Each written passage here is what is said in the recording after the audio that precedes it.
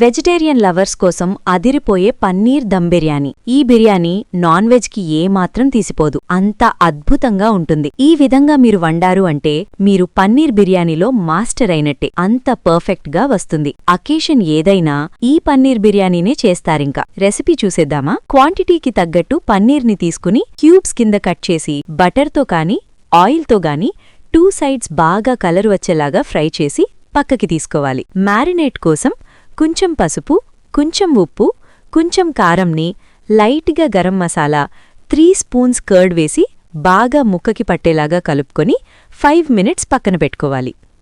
కడిగి పెట్టుకున్న బాస్మతి రైస్లోకి వాటర్, హోల్ గరం మసాలా, కొంచెం కొత్తిమీర, పుదీనా వేసి కలుపుకొని 70% ఉడికించి పక్కన పెట్టుకోవాలి. ఇప్పుడు గ్రేవీ కోసం మిక్సర్ జార్లో కొన్ని కొబ్బరికాయ ముక్కలు, పుదీనా, కొత్తిమీర, కొంచెం గసగసాలు, టమాటా, పచ్చిమిర్చి ముక్కలను వేసుకొని మెత్తగా గ్రైండ్ చేసి పెట్టుకోవాలి.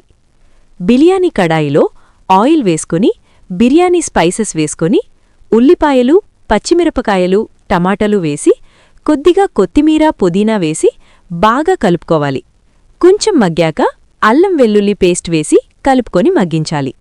కొంచెం మగ్గాక ఒకసారి కలుపుకొని ముందుగా గ్రైండ్ చేసి పెట్టుకున్న పేస్ట్ని వేసి కలిపి 1 గ్లాస్ వాటర్ని వేసుకొని బాగా కలుపుకోవాలి. టేస్ట్కి తగినంత ఉప్పు వేసుకొని ఆయిల్ పైకి వచ్చేంతవరకు బాగా మగ్గించాలి. కొంచెం బ్రౌన్ ఆనియన్స్ కూడా వేసుకొని మ్యారినేట్ చేసి పెట్టుకున్న పన్నీర్ని వేసుకొని కలుపుకోవాలి. బాగా దగ్గరకి గ్రేవీగా వస్తుంది. ఆ గ్రేవీని కొంచెం పక్కకి తీసి పెట్టుకోవాలి. మిగిలిన గ్రేవీలో రెడీ చేసుకున్న బిర్యానీ రైస్ని వేసుకొని 4 వైపులా అడ్జస్ట్ చేసుకోవాలి. పక్కకి తీసి పెట్టుకున్న గ్రేవీని రైస్ మీద వేసి అడ్జస్ట్ చేసుకోవాలి.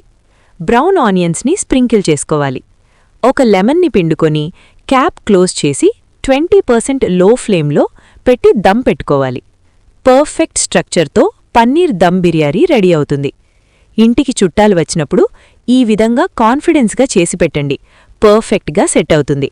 ఏ గ్రేవీతో పని లేకుండా, వేరే కర్రీ కాంబినేషన్ లేకుండా ఈ పన్నీర్ బిర్యానీని రైతా లేకుండా ఉట్టినే తినేయచ్చు.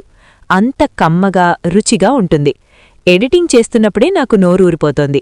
వీడియో నచ్చితే లైక్ చేసి సబ్స్క్రైబ్ చేసుకోవచ్చు కదా.